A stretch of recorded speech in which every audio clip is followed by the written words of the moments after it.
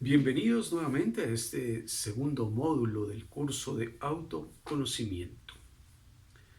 El video de hoy tiene como propósito explicar la frase "Conócete a ti mismo", que es el lema prácticamente de nuestro curso.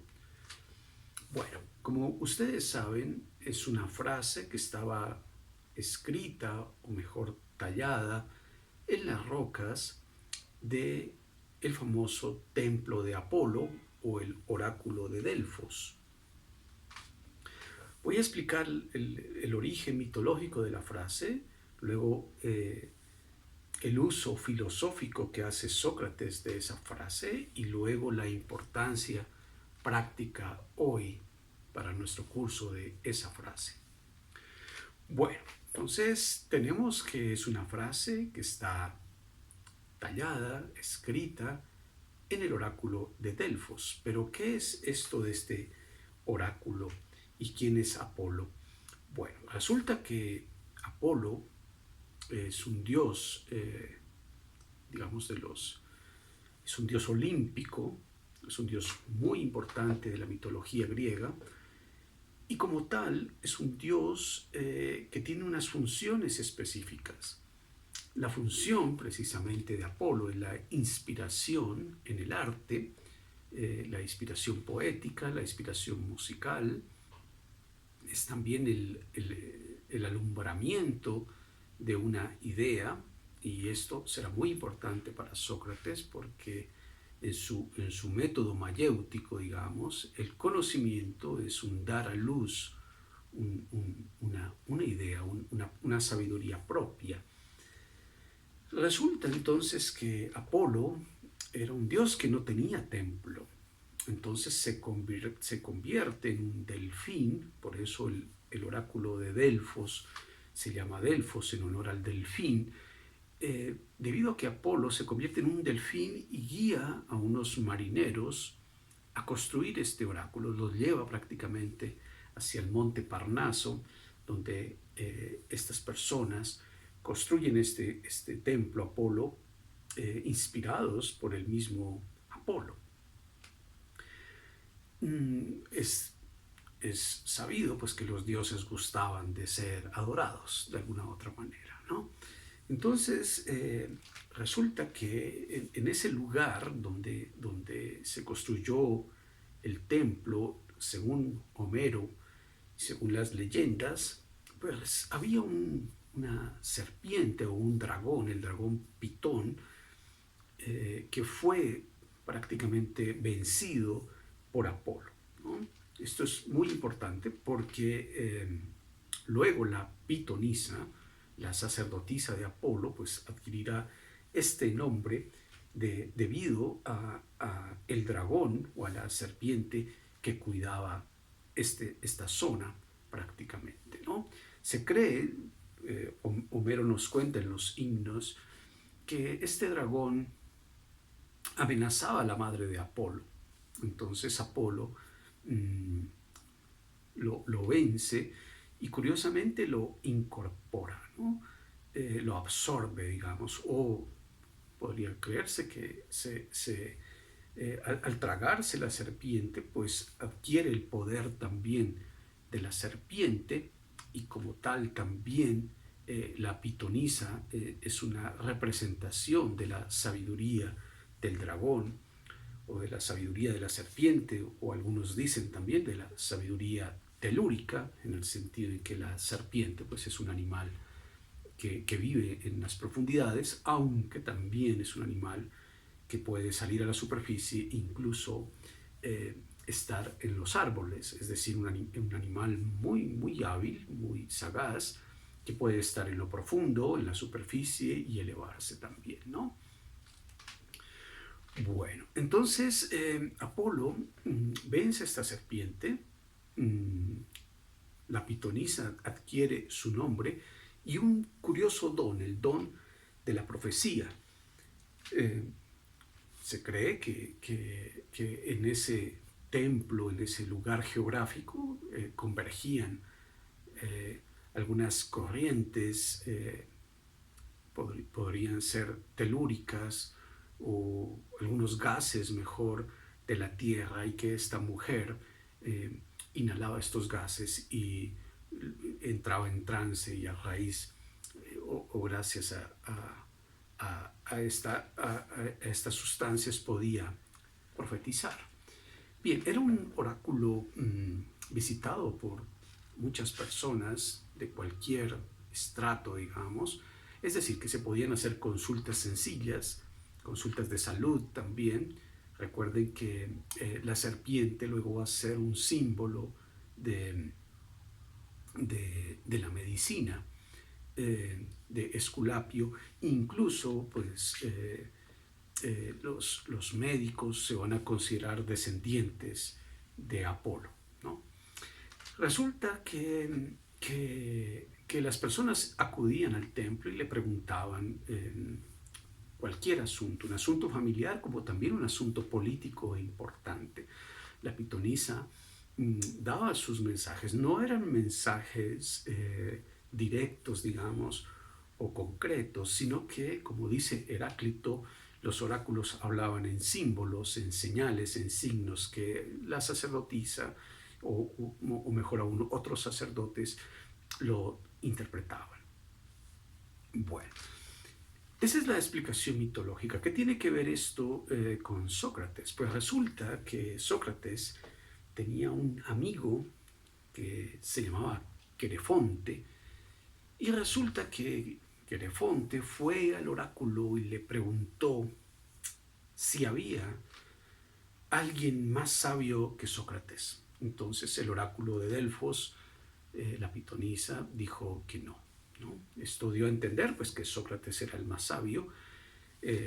Sócrates se entera de esto, según los textos, a la mitad de su vida, es decir, cuando tenía 35 años. Esto lo menciono porque fue muy importante para la vida de Sócrates, y al parecer encauzó, o mejor, redirigió el rumbo o lo que llama la misión que él tenía en la filosofía, ¿no? Entonces Sócrates se entera que el oráculo había dicho que él era el más sabio, y se da a la tarea de investigar si realmente él era sabio. Entonces se entrevista con los que se consideraban sabios en esa época, que ustedes saben que se trataba de nada más y nada menos que de los sofistas. La filosofía de Sócrates y de Platón pues es una reacción prácticamente hacia los sofistas. Entonces se entrevista con Gorgias, se entrevista con Protágoras, con Calicles y muchos otros sofistas que tenían mucha fama y mucho prestigio. Como ustedes saben, ellos se caracterizaban por enseñar la virtud, pero la virtud distinta como la entiende Sócrates y Platón. Bueno, entonces Protágoras pues es el autor de esa famosa frase de el hombre es la medida de todas las cosas, es decir, todo conocimiento es relativo, depende de la percepción. Ya existía esa frase de que si los caballos, por ejemplo, creyeran en Dios, la imagen de Dios para los caballos pues sería un caballo, ¿no? Bueno, los sofistas eran viajeros, eran ambulantes, y conocían digamos, el relativismo moral, el relativismo político, es decir, de que en otras regiones pues existían otras creencias, otros dioses, incluso pues pigmentos de piel, por ejemplo. Gorgias pues tiene la famosa frase de que el conocimiento es imposible, y que si existiera un conocimiento pues sería incomunicable. Es el famoso escepticismo. Entonces Sócrates se opone prácticamente a estos sofistas para explicarte que el conocimiento sí es posible, y que la verdad, las virtudes, pues prácticamente son universales, no son relativas. Bueno, entonces Sócrates enfoca su vida, digamos, a, eh, a lo que él llama cumplir o obedecer la sentencia del Dios, ¿no? Es decir, de Apolo. Es decir, Sócrates olvida sus estudios cosmológicos y se dedica más bien a un estudio del hombre como tal. El conócete a ti mismo, pues es el conocimiento o el autoconocimiento de nosotros mismos. No es el conocimiento de la naturaleza, que era lo que hacían los presocráticos, digamos, ¿no? Bueno, con algunas excepciones y matices, obviamente. Entonces, entramos ya a esta segunda parte, que es ¿quién es Sócrates, no? ¿Y por qué se le atribuye a Sócrates esa famosa frase? Bueno, esa frase no es de Sócrates como tal, es una frase que estaba tallada en el oráculo, pero ¿quién la talló? Se cree que fue Quilón. Quilón era uno de los 7 sabios de Atenas. Se dice que se les solicitó a los sabios que cada uno escribiera una frase o algunas sentencias, algunas enseñanzas, y Quilón talló esta frase que en griego sería noti se auton, ¿no? Y menciono esto porque más adelante veremos que el conocimiento pues es una gnosis de sí mismo, diferente a la ignosis o la ignorancia de sí mismo, pero ahorita explicamos eso en más detalle. Bien, algunos sabios escribieron otras frases y, por ejemplo, Tales de Mileto escribió: es difícil conocerse a sí mismo, lo cual va a ser muy importante para este curso, ¿no? Cuando veamos las posibilidades e imposibilidades o los límites del autoconocimiento. Bueno, pero habían otras frases igual de valiosas en el oráculo, por ejemplo, Meden Egan, que se traduce como nada en exceso, nada en demasía, ¿no? Entonces, las personas que iban al oráculo creían que esa era la enseñanza de Apolo. Incluso Quilón dice que le preguntó a Apolo, al oráculo, qué era lo más sabio para los hombres, y la pitonisa dijo que noti se auton, es decir, conócete a ti mismo. De ahí pues que algunas personas también consideren que el autoconocimiento es una forma de acceder a los dioses, ¿no? Ya lo veremos en en Sócrates.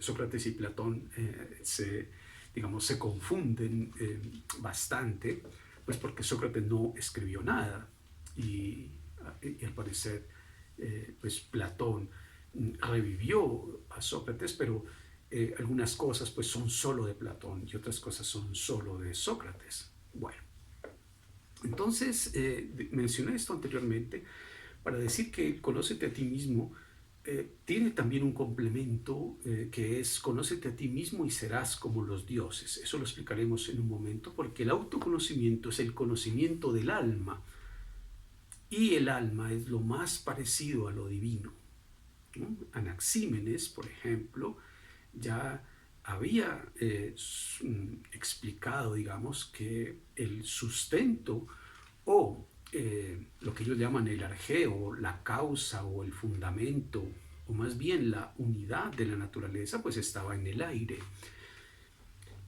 en el éter. Pues bien, menciono esto solo para decir que del aire al alma hay poco, en el sentido en que el alma, y eso lo veremos en otro curso, la evolución del concepto del alma, el alma no era algo inmaterial como lo comprendemos hoy, 25 siglos después. El alma tenía un origen material, ¿no? Era aire, era aliento. Recordemos, por ejemplo, que Tales de Mileto dice que el imán, como puede mover, tiene alma, ¿no?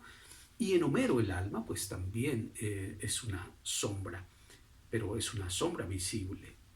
Entonces, el alma para Sócrates es esa especie de de aire, digamos, pero de éter, pero es también, y en relación a Anaxímenes, es también la unidad del cuerpo, ¿no?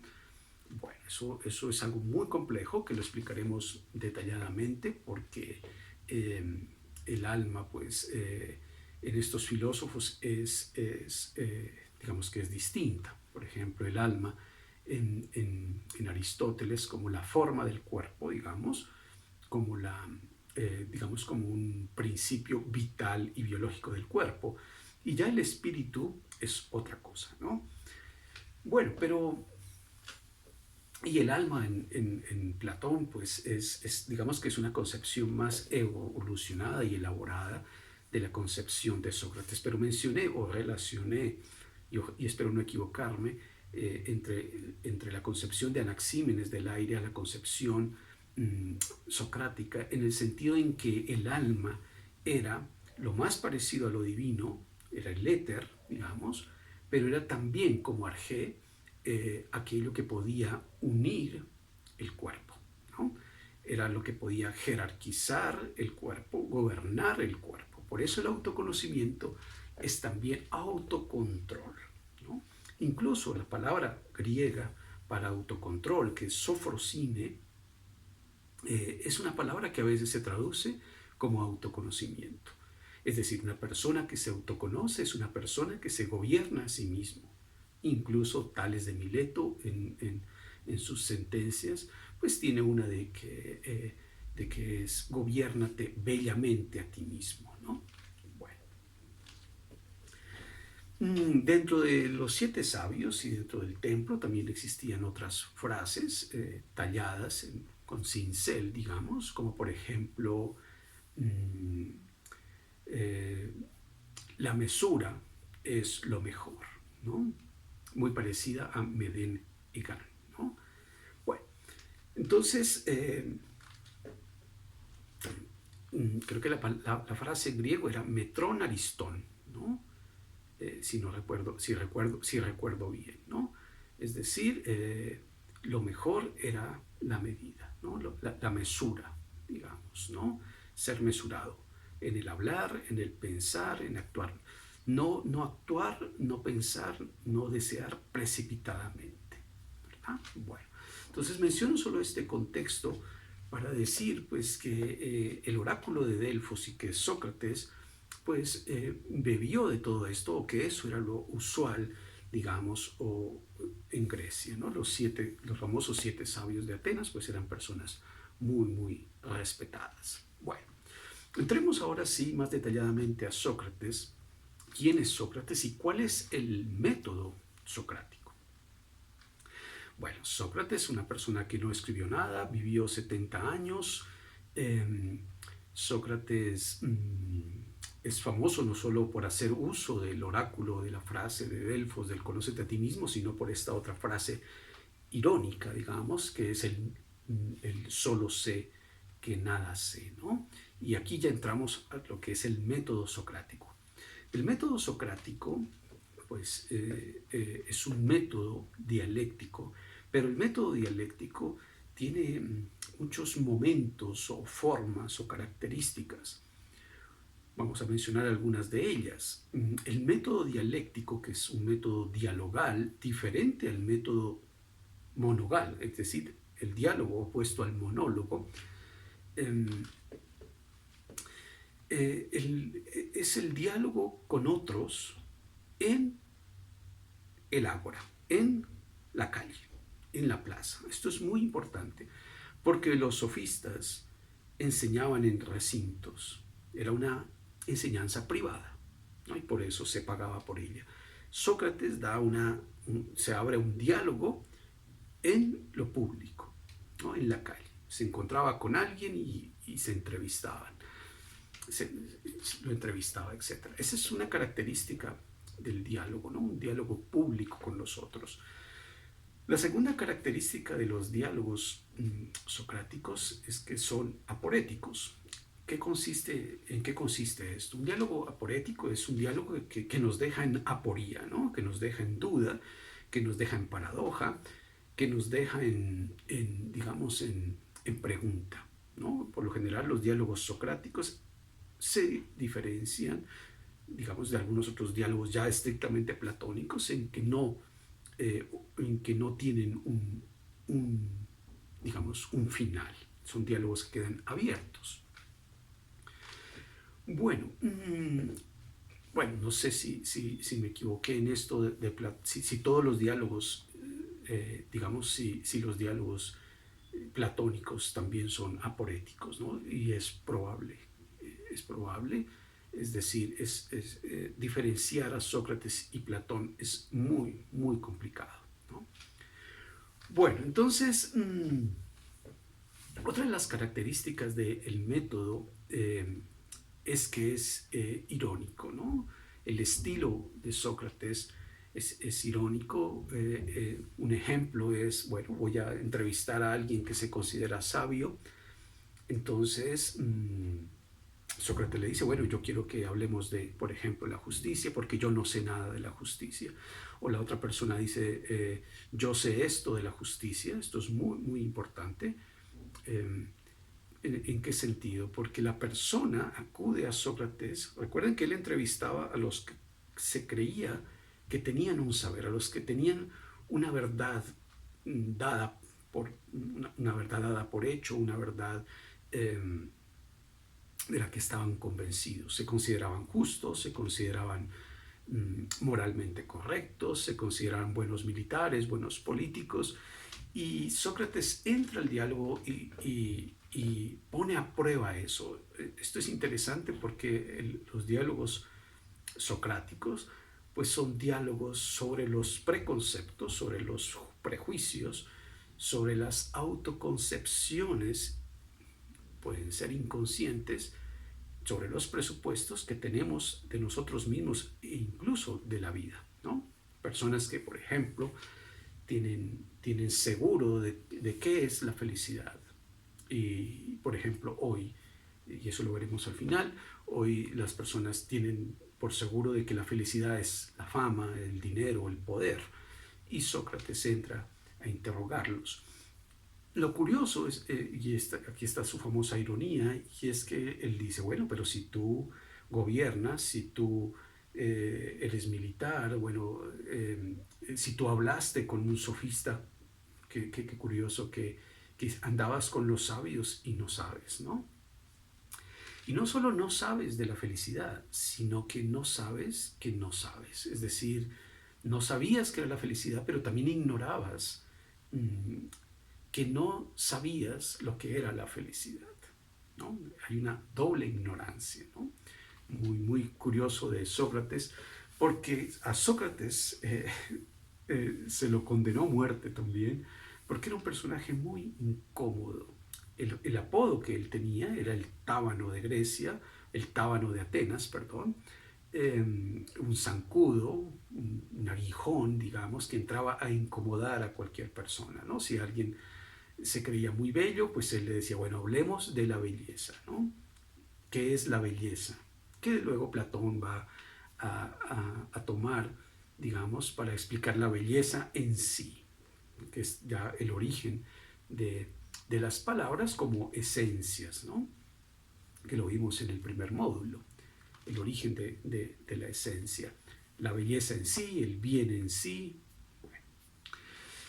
Entonces, obviamente, pues Sócrates fue muerto también en un contexto griego de los famosos 30 tiranos, un personaje revolucionario.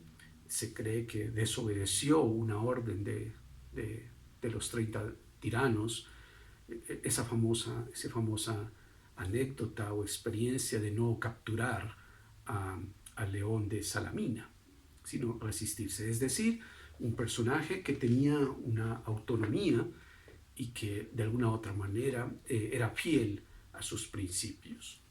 Esta famosa ironía también se ha interpretado como la humildad de Sócrates, ¿no? Pero bueno, tal vez no sé si una falsa humildad o una falsa modestia, en el sentido en que era un hombre muy sabio, pero su sabiduría consistía en que él era consciente de la ignorancia. Es decir, ser sabio no es tener muchos conocimientos, sino más bien reconocer que hay cosas que no sabemos. Pero también ser sabio es estar pendiente de sí mismo, cuidando de sí mismo. La frase griega para esto es tes siges epimelesteia, es decir, el conocimiento de sí mismo es el conocimiento del alma, pero un conocimiento en relación a un cuidado, ¿no? Conócete a ti mismo es cuida tu alma. Bueno, pero ¿qué es cuidar? ¿Qué es epimeleia? ¿O qué es el cuidado de sí? Epimeleia e auto, ¿sí? Cuídate a ti mismo.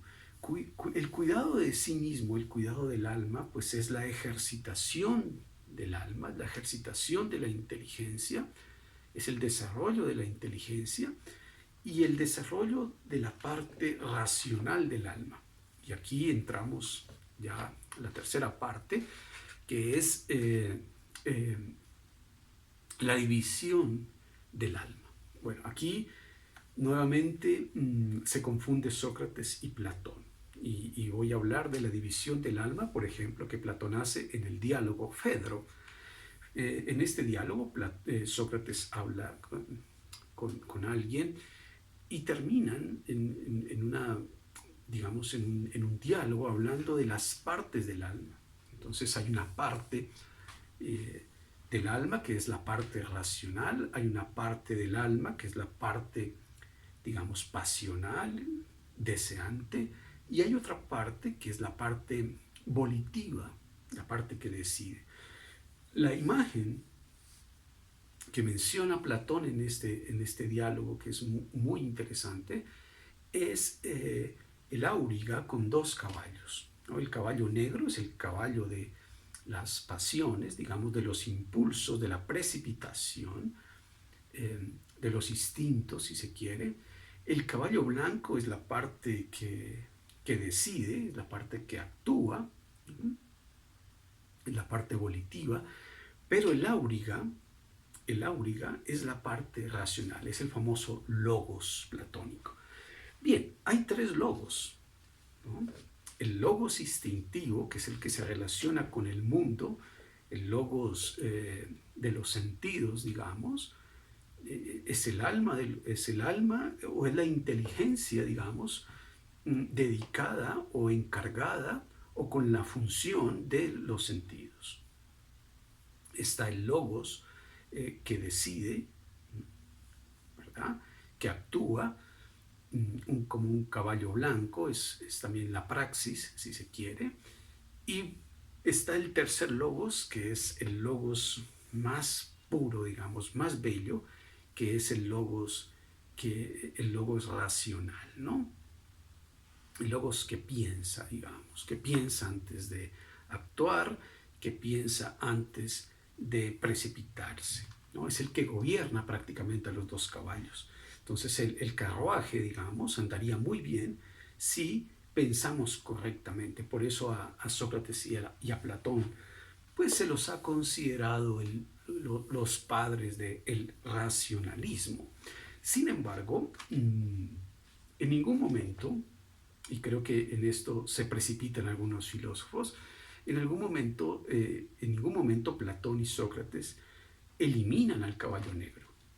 El caballo negro como caballo salvaje es también un caballo hermoso, sino que en ningún momento Platón o Sócrates dicen que haya que prescindir del caballo negro, sino al contrario, el carruaje es más poderoso si caballo blanco y caballo negro están bien gobernados por el tercer logos, por el logos racional.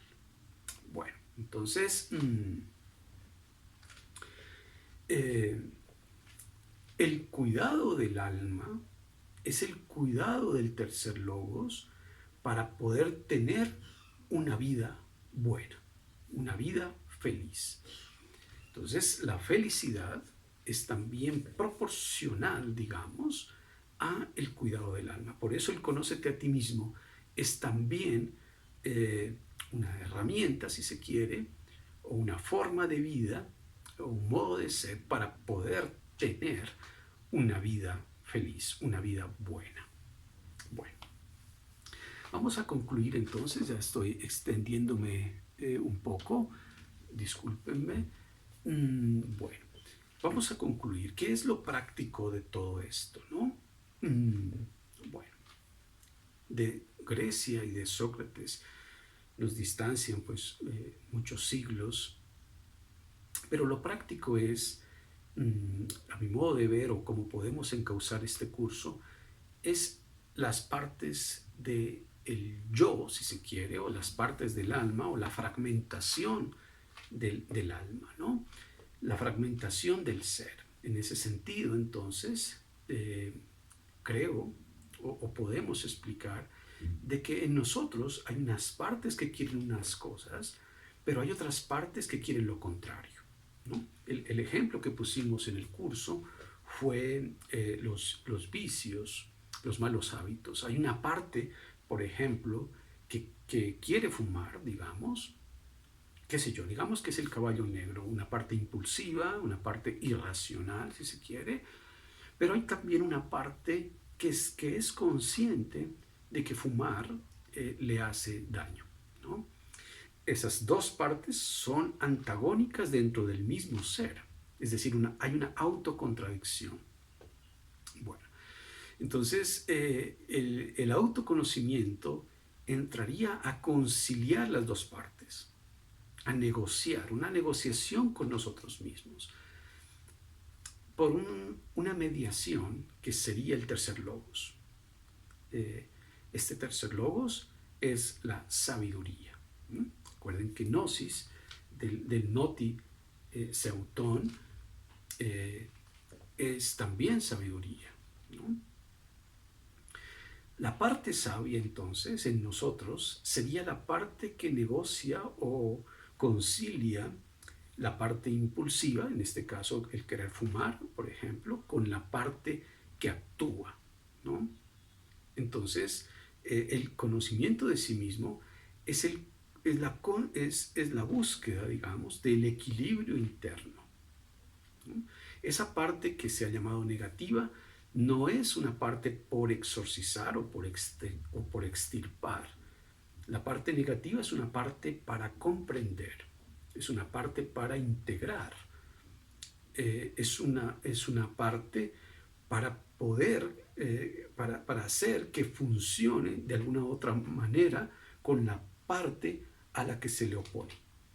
Es decir, que el autoconocimiento es una unificación del deseo, unificación de lo que queremos. Es decir, de que no haya, por ejemplo, conflictos dentro de las mismas partes. ¿En qué sentido? Otro ejemplo. Supongamos que yo amo a mi esposa y que quiero casarme con ella, digamos. Y eso lo quiero durante un mes o 2 meses o 3 meses. Pero resulta que luego ya no quiero casarme. Es decir, hay una parte que quiere casarse y hay una parte que no quiere casarse. Incluso hay una parte que ama y una parte que puede odiarla. Entonces el autoconocimiento entraría a mediar entre las dos partes antagónicas. ¿Por medio de qué? Por medio de la sabiduría, de la parte sabia de nosotros. Bueno, el conocimiento de sí mismo entonces es el entrenamiento o la ejercitación de la parte sabia de nosotros. ¿Cómo hacerlo? Pues lo veremos en otros cursos. Bueno, espero haya sido útil esta explicación. Disculpen que me haya demorado bastante y bueno, hasta pronto.